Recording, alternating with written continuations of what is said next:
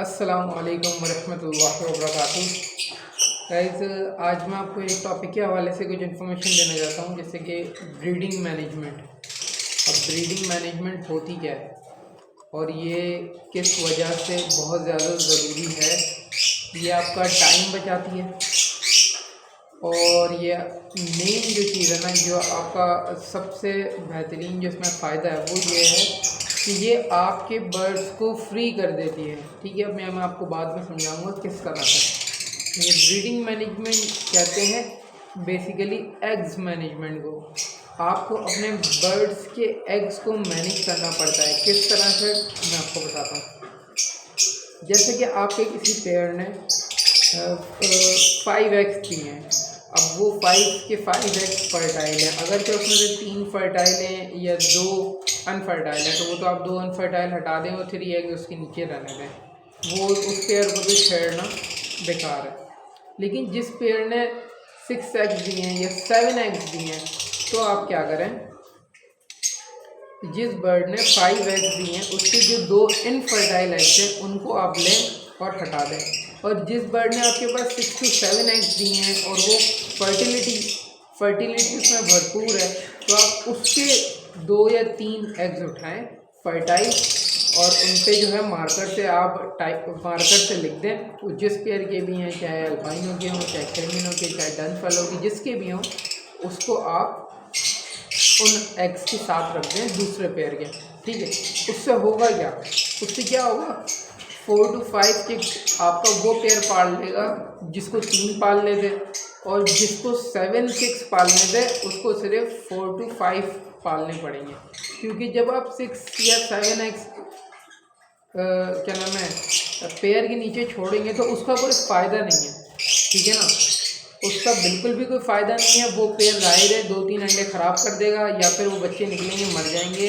क्योंकि पहला बच्चा निकलेगा, फिर दूसरा बच्चा निकलेगा, 4 बच्चे जब तक निकलेंगे ना, तो वो तो आपके सेट होंगे। लेकिन 4 बच्चे वो इतने बड़े हो चुके होंगे, जब उसके बाद एक छोटा सा बच्चा हैच होगा तो वो तो सर्वाइव नहीं कर सकेगा।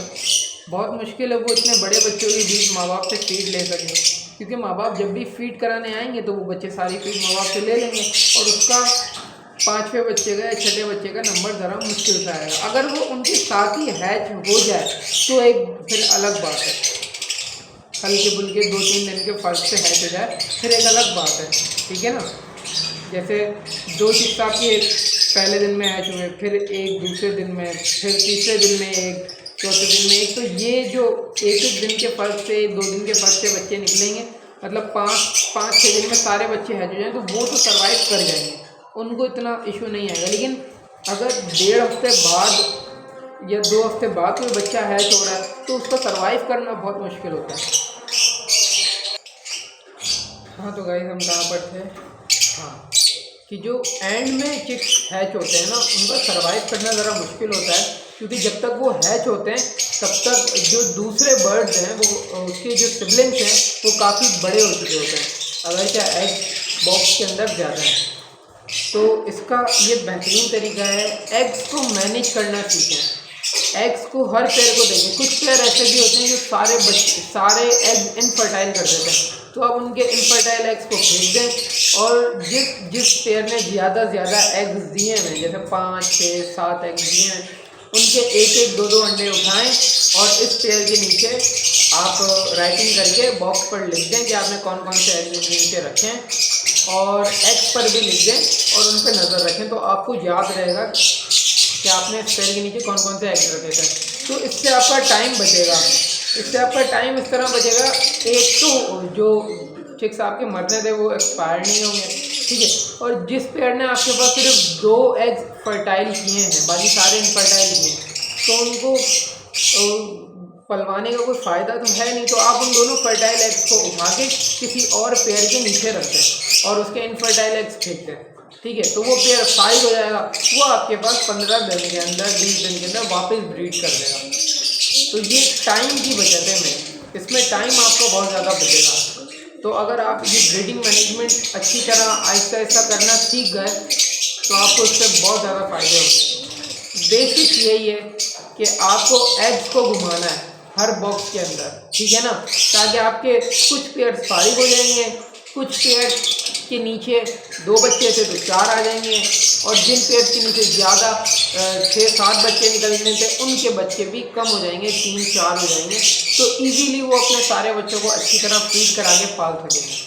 तो बर्ड्स को प्रॉब्लम भी नहीं होती इसमें, और बर्ड्स इजीली इसके अंदर बच्चे सारे सर्वाइव करते हैं, और जो जिस पेयर को बच्चे पालने होते हैं वो इजीली जो है ना अपने 3-4 बच्चों को बहुत आराम से पाल लेता है। 5 भी पाल लेते हैं बहुत सारे पेयर आराम से, लेकिन 6 या 7 बच्चे देना मैं समझता हूँ यार ये तो ज्यादती है बर्ड के क्योंकि इतना आसान काम नहीं इतने सारे बच्चों को एक बॉक्स में पालना।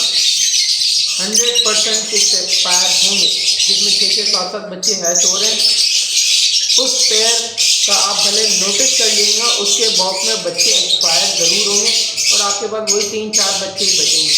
इसलिए बेहतर यही है कि उनके एग्स को आप किसी और पेयर के नीचे रखें जिसमें एग्स कम भी हैं या इनफर्टाइल भी हैं। तो आज की वीडियो में गाइस यही आपको ब्रीडिंग मैनेजमेंट के हवाले से बताना था। बाकी इनफर्टाइल एग्स और फर्टाइल एग्स कैसे होते हैं बहुत से लोगों को पता भी होगा और बहुत से लोगों को नहीं भी पता होगा, और इनफर्टिलिटी को और फर्टिलिटी को चेक कैसे किया जाता है ये मैं आपको इंशाल्लाह ताला नेक्स्ट वीडियो में बताऊंगा। और नेक्स्ट वीडियो का हमारा टॉपिक यही होगा फर्टिलिटी और इनफर्टिलिटी, और ये मेल में और फीमेल में क्यों आती है, किस वजह से आती है। ठीक है गाइस, आज की वीडियो में इतना ही। अल्लाह हाफिज़, शुक्रिया।